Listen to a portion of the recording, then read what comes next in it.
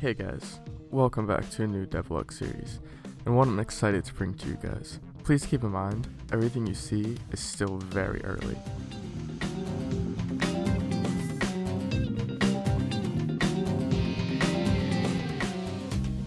So what is Project Mach? Project Mach is a 3D adventure platformer. I don't want to go much into the story since it's way too early to, but for gameplay, the object of the game will be to go from one end of the level to the other with some small but fun features along the way.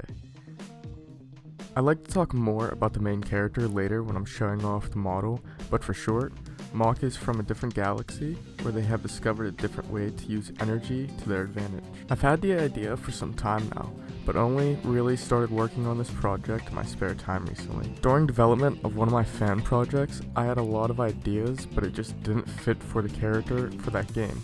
Not to mention, during the time of the game, I really kept thinking the whole time, why should I put all this effort towards a fan project that one day I will not be able to release towards Steam, or possibly one day a console, when I could just be creating my own character with my own ideas. Something I really could call my own. That doesn't mean my fan projects are cancelled either.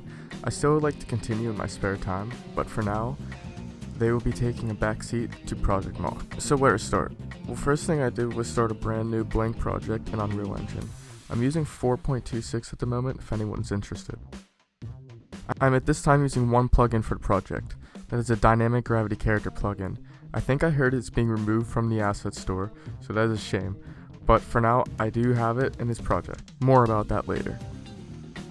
One of the most important things to me is movement. I don't want you to feel like you're on ice the entire time and sliding around.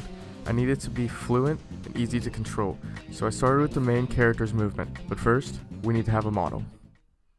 Introducing Bean Boy. As you can see, he has a piece of wood in his head, so I know which way is forward or which way the model would have been forward. This was because at the time I did not have the model yet, so I was using this as my temporary model. So back to movement. I started with some basic momentum. I wanted you to be able to run down hills and pick up speed, but going up hills slows you down. I achieved this by finding the angle of the slope you were on and changing the speed accordingly. Once I got basic momentum added, I wanted to have some sort of 360 movement, allowing you to run around loops or run across walls. I was able to achieve something somewhat workable with line traces, but it didn't work the way I was hoping. I ended up using the dynamic gravity character plugin, as I've used it briefly in the past, and I really like how easy it is to set up, and how well it works with everything else I am doing. This does not mean I will use this plugin forever for this game, but for now, it helps speed up development. Two things I'd like to quickly cover are both the quick step and fast fall. Both are short, so I'll cover them together. Fast fall allows you to quickly get back to the ground, so if you are on a high area, you can quickly fall back to the ground. The quick steps allow you to quickly step to the left or the right depending on which input you press, allowing you to quickly step out of the way of objects. I achieved this with timelines. Next, I've always loved parkour in games. I love the simple yet effective way games have done it in the past, such as the Assassin's Creed games, Spark the Electric Jester games, or even Overwatch. Though I don't want it to be the main focus of the game, I still wanted to add some sort of simple yet effective way of parkour that didn't take over the gameplay. So I came up with both wall climb and wall run. Both are achieved with line chases. The wall climb has a limit to how long you can climb for. If you are climbing too long, you just simply fall off and won't be able to grab back on. The wall run, however, is different. As long as you are on the wall that allows you to run on it, you can run across the whole wall. I made it only for certain walls to be climbed across, and that's just for one reason, to keep them minimal and to keep them more efficient for level design. Next is Mach speed. The way this mechanic will work in the game, if Mach has energy, you will be able to hold the right trigger and enter Mach speed. Mach speed is the highest speed that can be achieved, but at the cost of draining your energy. Like I said before, the galaxy Mach comes from has developed a different way to use energy, one being able to achieve Mach speed and others keeping your health up. So with no energy, Mach is vulnerable and can die easily. I feel like this feature adds a lot of risk and reward to Mach, where if you want, you can fly through the levels at Mach speed, or if you're a casual player, want to save your energy so you can be able to take more damage, that is also fine. I'd like to take a break from talking about gameplay features for a second and talk about character design, as it is very important to me. I didn't want a character that his appearance had no meaning. I wanted everything in his gear to have a purpose, starting with the energy flowing through his suit.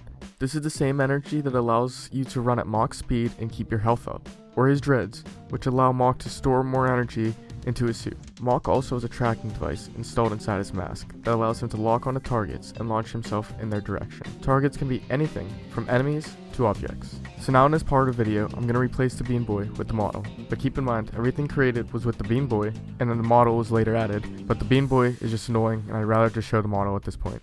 So this model was very important to me, and I know my modeling and animation skills were not good enough to create the model I was looking for. Now, I am fine creating 3D models, but I really wanted Mach to be done right, so I wanted some help from someone with more experience. Now, I searched for a long time, and I came across this account on Fiverr, which I know what you were thinking. There is a lot of videos bashing Fiverr, but I really do believe there are good accounts and talented people on that site, but I would just let this model speak for itself.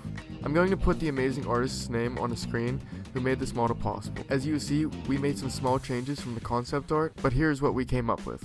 Personally, I think the model turned out amazing, but please let me know what you guys think of him below. As you can see, personality was very important to me.